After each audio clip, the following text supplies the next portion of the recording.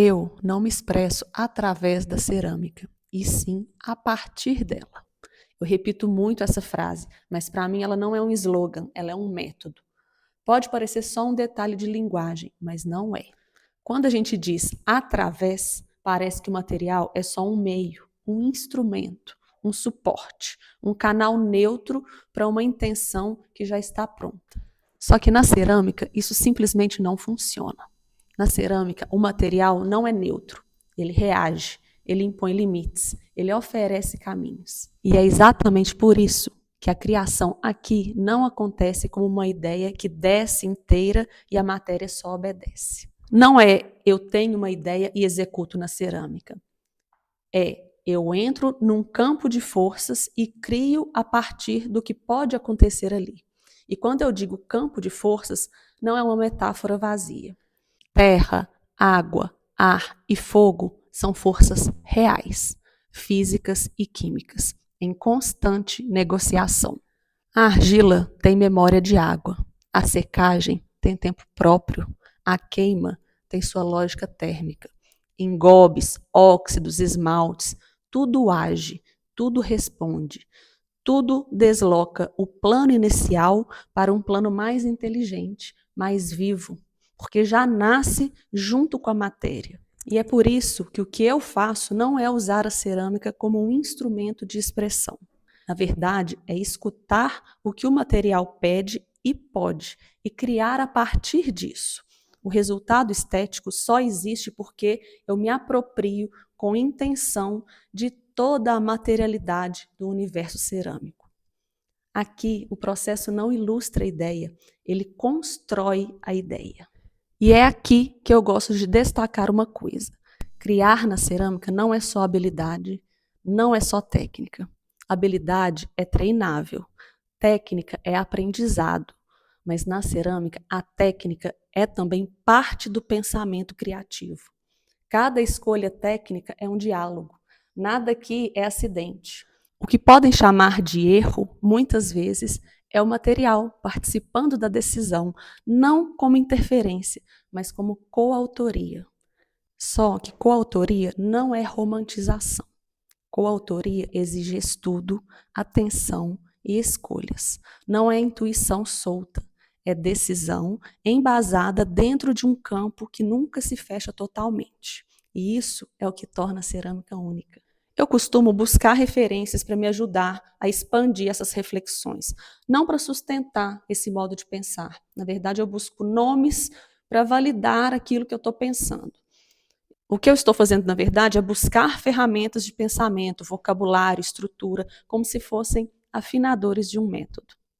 Por exemplo, nas minhas pesquisas encontrei Peter Volkus, que rompe com a cerâmica funcional. E não por rebeldia formal, mas porque ele entendeu que o barro tem energia própria. Quando ele deixa o barro rasgar, colapsar, reagir, isso não é descuido. O gesto só existe porque o material responde. Ele é frequentemente apontado como figura central do que se chamou de American Clay Revolution, justamente por deslocar a cerâmica para um campo em que as qualidades e limitações da argila viram tema e motor formal. Críticos como Rose Slivka, pode ser que eu pronuncie meio errado alguns nomes, tá? Mostram que Volkus introduz na cerâmica uma lógica próxima do expressionismo abstrato. O gesto não domina a matéria, ele acontece com a matéria. Isso sustenta diretamente a ideia de que o processo constrói a ideia. Ao mesmo tempo, eu não quero ficar só na ideia de ruptura. Por isso entra aqui Madeleine Odundo, porque ela mostra que escutar o material não é improvisar, é dominar, é estudar, é construir um rigor tão grande que corpo, técnica, superfície e forma se tornam inseparáveis. Madeleine prova na prática que o resultado aparentemente simples pode ser o lugar de maior densidade, porque depende de controle do tempo, do toque, da queima, da pele. Não é execução depois, é pensamento inteiro. E quando eu falo de respeito ao material, eu não estou falando de obediência, nem de tradição como camisa de força. Eu estou falando de relação. E é aí que Bernard Leach entra. como uma referência clássica e útil, porque ele formula uma ética da cerâmica em que técnica, ateliê e materialidade têm responsabilidade. O próprio fato de A Potter's Book ter sido publicado em 1940 e ainda ser tratado como um texto seminal mostra como a cerâmica sempre exigiu pensamento de oficina, tempo, método e não só inspiração. No Brasil, Feiga Ostrower é uma das chaves mais potentes para eu nomear o que acontece aqui sem cair no discurso raso do intuitivo. Feiga pensa forma como relação, como construção entre forças, e isso se encaixa de maneira quase literal na cerâmica, porque as forças aqui elas não são abstratas, elas operam no físico e no químico. Quando eu leio Feiga, eu não estou procurando uma frase bonita. Eu estou procurando um modo de pensar que dá conta de forma como consequência de tensões e decisões, e não como aparência final. E para fechar essa espinha dorsal, entra Tim Ingold, com uma palavra que costura tudo: correspondência. Ingold está interessado em como a criação acontece com o mundo e não sobre o mundo. A ideia de correspondência aparece como uma forma de relação atenta e processual com materiais e linhas de vida. Algo muito alinhado com a cerâmica, onde a mente não impõe a forma, mas trabalha em relação com fluxos e resistências. Então, quando eu digo não me expresso através da cerâmica e sim a partir dela, eu estou dizendo minha criação é inseparável desse sistema material. Ela nasce dentro dele e os resultados que eu consigo só existem porque eu estudo esse sistema e crio em parceria com ele. Pois bem, agora vamos entender melhor o que cada uma dessas referências que eu citei aqui contribuiu para a construção desse meu pensamento e por que cada um tem um papel importante nesse meu processo reflexivo. Peter Voulkos, a resposta do material como linguagem. O que Peter Voulkos nos entrega como ferramenta de reflexão é a autorização e também a exigência de tratar a reação do barro como parte do nosso vocabulário formal. Não é acaso, não é efeito especial, é linguagem. Quando ele valoriza o colapso, o rasgo, o peso e a ação da gravidade, ele mostra que a forma pode ser consequência de um embate real entre intenção e material. E isso me ajuda a sustentar o meu raciocínio sem cair no campo místico. A argila responde porque tem propriedades físicas muito específicas: plasticidade, limite estrutural, memória de deformação, resposta ao peso e à gravidade. Com Voulkos, a cerâmica deixa de ser um lugar onde a matéria deve se comportar bem e passa a ser um campo onde a resposta do barro entra diretamente no corpo da obra. O colapso, o rasgo, a marca direta do gesto, nada disso aparece como acaso ou como um efeito dramático, aparece como linguagem. Voulkos mostra que a forma não precisa ser entendida como algo aplicado ao material. Ela pode ser consequência de um embate real entre intenção e resistência. E esse ponto é fundamental. O embate, como eu já falei antes, não é místico. Não é o barro querendo dizer algo. O que Voulkos faz é assumir conscientemente as respostas do material como parte do processo criativo. O artista aqui não abdica de decisão, ele aprende a compor com aquilo que o material devolve. Isso sustenta diretamente o meu raciocínio. O processo não ilustra a ideia, o processo produz a ideia. A forma nesse contexto não é um objetivo prévio, ela é resultado visível de uma negociação contínua entre intenção, gesto e matéria. Madeleine Odundo, domínio como condição de liberdade. Se Peter Voulkos fala do embate, Madeleine Odundo fala do domínio. Ela entra aqui para sustentar algo que eu repito sempre. Na cerâmica, liberdade não nasce na ausência de limites, mas da intimidade profunda com o material. No trabalho de Madeleine, parceria com a matéria não significa abdicar de projeto, significa elevar o projeto ao nível do sistema inteiro, argila, superfície, queima e tempo.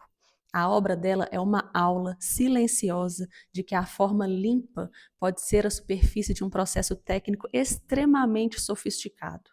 construção do corpo, controle do tempo de secagem, tratamento da superfície, aplicação de engobes, queimas múltiplas conforme o efeito desejado. Isso tudo é pensamento técnico incorporado ao criativo.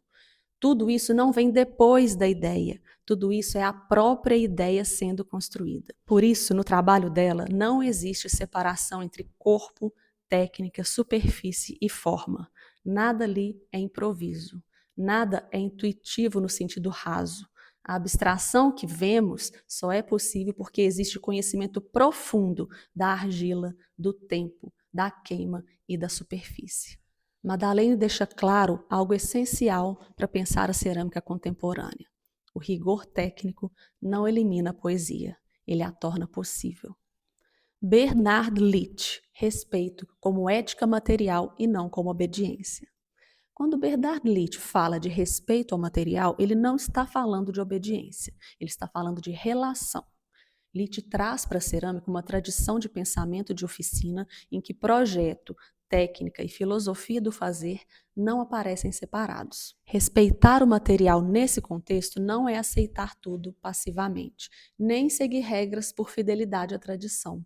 É compreender o material a fundo, entender seus limites, seus tempos, sua lógica interna. As receitas, os fornos, as atmosferas de queima, os ritmos do ateliê, tudo isso não como bastidor do trabalho, mas como parte ativa da criação. Quando Leach fala em tradição, ele não está falando de regra fixa, está falando de conhecimento acumulado, de aprendizado transmitido pelo fazer contínuo.